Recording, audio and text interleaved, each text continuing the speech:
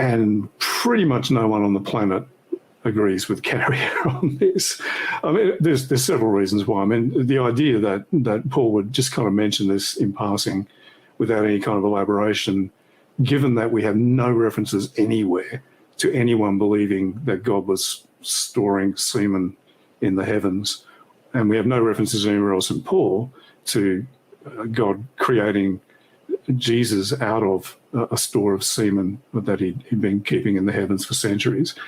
The whole thing's kind of implausible, I think would be a nice way to put it. Oh, wow.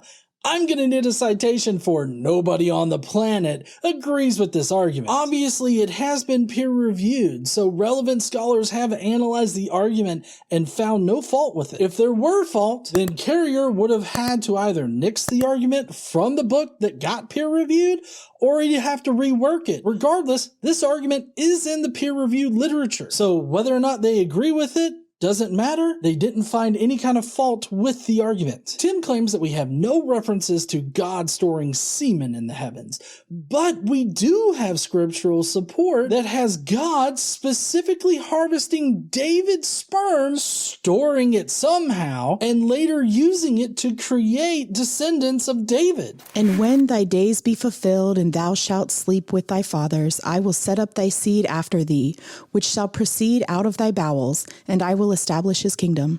He shall build an house for my name, and I will establish the throne of his kingdom forever. I will be his father, and he shall be my son. Like I said, whether God palmed it or he stored it in a sock he kept next to his bed, it doesn't matter. The fact is that we have scriptural references that shows God doing this. Of course, Tim's big comeback to this might be that this particular section of scripture wasn't talking about the Messiah, and he'd probably be correct about the original context. But in the context of Pesher creation, though, it's a prime example of a verse that could be easily turned into a Pesher about the Messiah. At every single chance that Paul has to refer to Jesus as being born in some kind of way, we don't have that. What we have are explicit words used to indicate that he was manufactured or transformed into a man. I mean, it's like Tim hasn't even read Paul's epistles. He damn sure hasn't even read the minimal mythicist hypothesis. And finally, yes, of course, this entire idea would be implausible if you ignored all of the supporting information. But that is exactly what Tim has to do in order to make this idea seem ridiculous. He has to ignore all of the evidence suggesting it. It's definitely poor methodology to ignore contextual information surrounding Paul. The fact that he uses the same verb here to say that he came from the seed of David, that he uses when he's talking about the formation of Adam, and I'm just trying to find that's in 1 Corinthians. The problem with that is what he says in 1 Corinthians is that Adam became the first man, and Carrier is saying, well, he became the first man when God created him. He manufactured him. So same verb. Therefore, Jesus was also manufactured, created by God directly, not born. Technically, Carrier says this. Notably, in 1 Corinthians chapter 15, verse 45, Paul says Adam was made, using the same word as he uses for Jesus.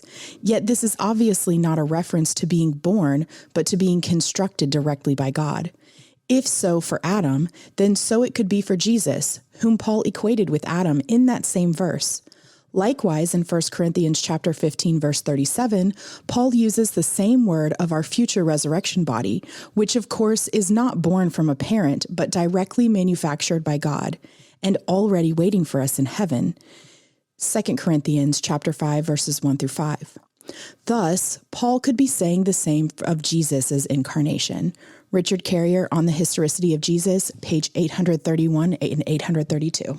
So the big differences here is that Dr. Carrier just says that Paul could be referring to Jesus this way, and then provides two clear examples of Paul referring to other divinely created bodies. So the big differences here is that Dr. Carrier just says that Paul could be meaning this, and then provides two clear examples of Paul using genomai to describe divinely created bodies. In this entire section, chapter 11, section 9, the women in sperm section, Carrier is weighing the evidence for both conclusions. In doing that, he comes to this conclusion about a literal interpretation of Jesus being made from David's seed.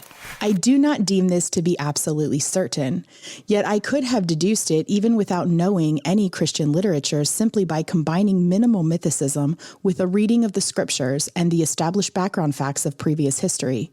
And that I could do that entails it has a very high probability on minimal mythicism.